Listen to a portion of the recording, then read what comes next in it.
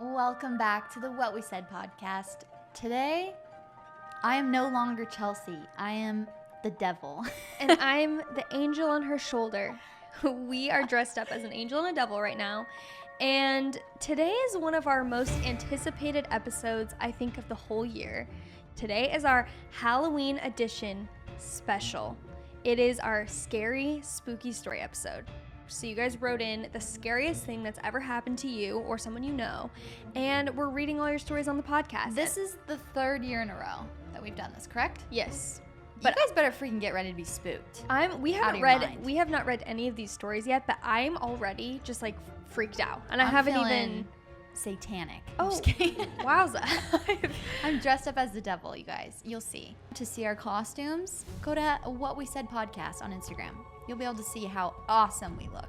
I think we should just jump right in because of how many stories we have. And let's not waste time. Let's not waste a second more. This is a story my sister wrote in. Hi, JC and sister. I had to write in this creepy, crazy story that a nice boy shared with me on a date once.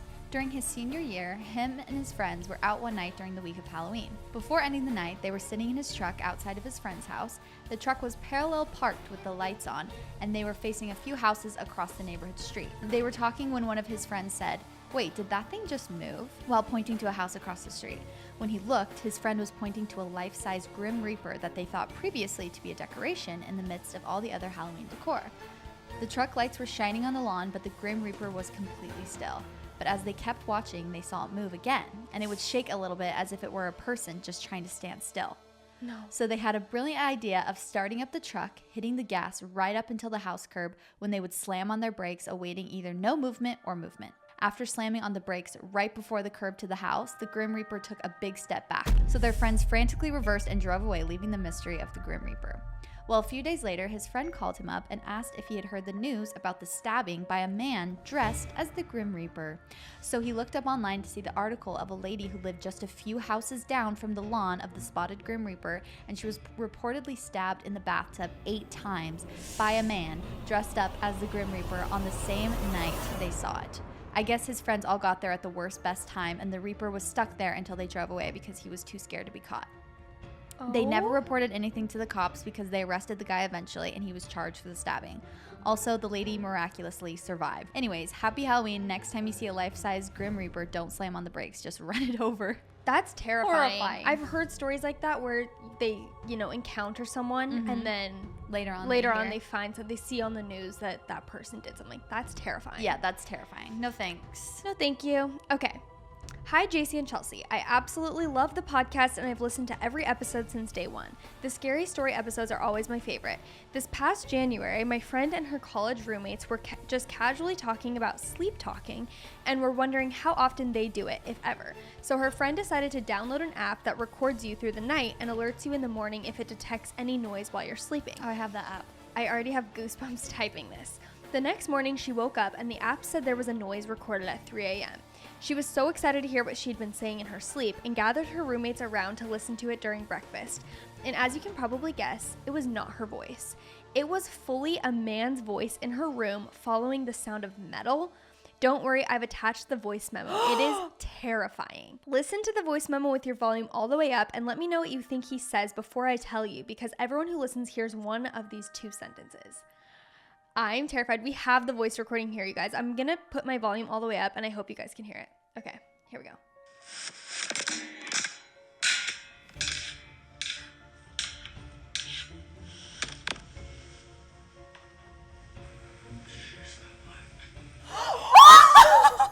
I'm screaming. Hold on, do you think they could hear that in the mic? That sounds like I said she's the one. Or to me.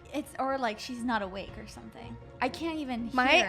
I'm terrified all over my body. I do not like that. That gave me the worst. My stomach dropped. Most people have said that they think he says she's the one or she's my wife. Either way, terrifying. Can you imagine putting your thing and being like, look guys, something was recorded at 3 a.m. Not to mention that 3 a.m. is devil's hour. Yes.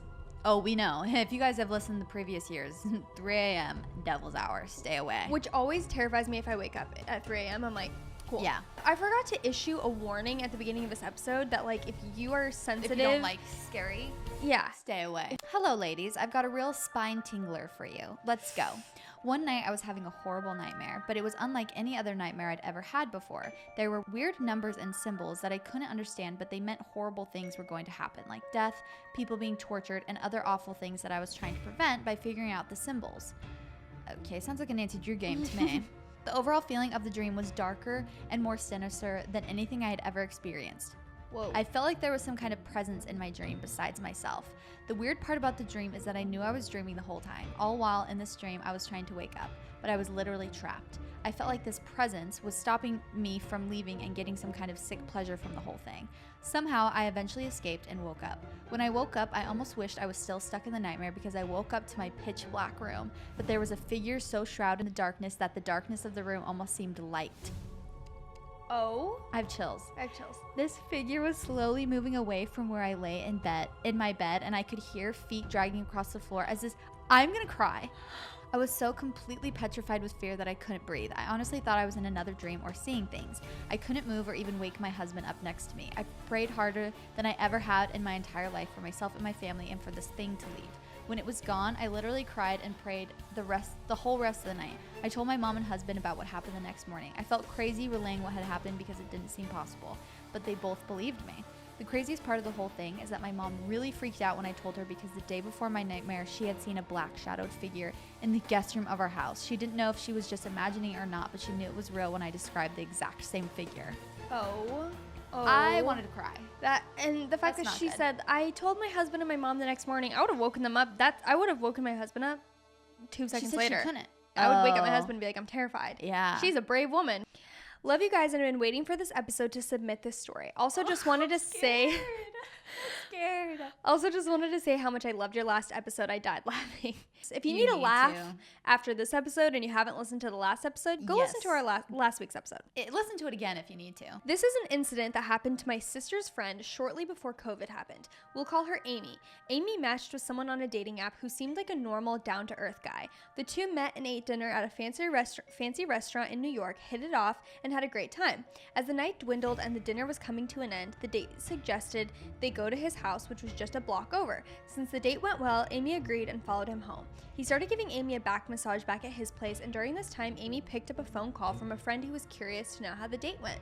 The date suddenly became furious, asking why and how the friend knew Amy was on a date, and immediately ushered Amy out the door. Okay, weird, but Amy didn't think much of it other than, wow, what a jerk, and went straight to bed when she got home. The next day, Amy started to complain of her shoulders and upper back feeling weird, sore, and raw. She went to the dermatologist, who discovered a rash on her back and let her know that it looked like someone had rubbed meat tenderizer all over her back. Amy immediately called the police. When they went to go check the guy's apartment, they found the apartment was completely empty with no sign of anyone living there. She still has no idea what happened to the guy. Hope you enjoyed. Wait. What? What do you At mean? what point did he touch her back? He was giving her a back massage. Oh. And then they went Meat to the tenderizer.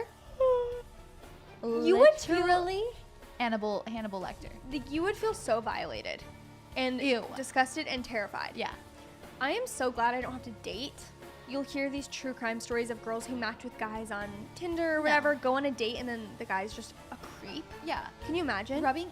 Wowza. Okay, well, if you guys enjoyed this episode, and if you're not already following our Instagram, it's at What We Said Podcast. Share it on your story. Tag us. We always love to repost you guys, chat with you. Happy Halloween, you guys. Stay safe. Okay, well, thank you guys so much for listening. We love you. Happy Halloween. And that's what we said. Woo! We did not plan that.